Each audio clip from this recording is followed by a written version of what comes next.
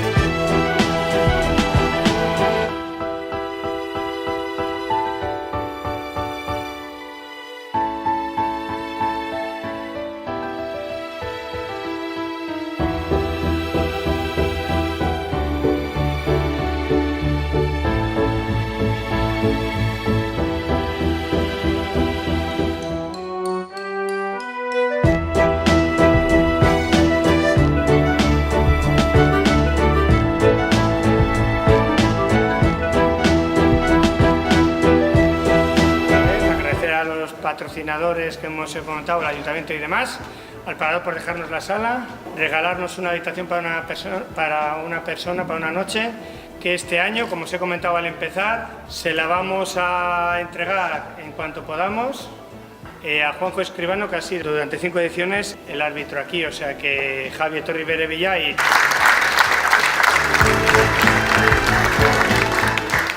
Mayores de 60, José Luis Alustiza.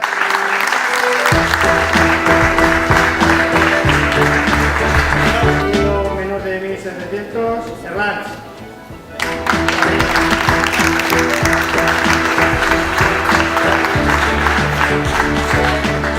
Mejor fémina, Carlota Aramendía.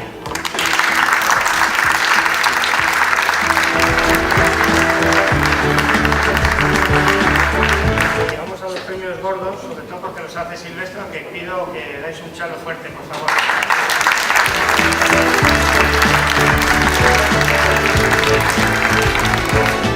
Sub-16, José Luis Muñoz.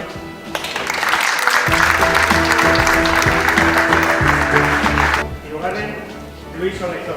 ¡Bravo! Y luego Galago.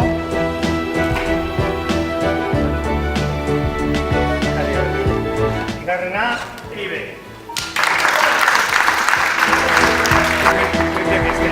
Me está metiendo yo mal. Segundo.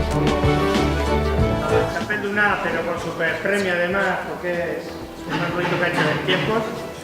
Sergio, venga.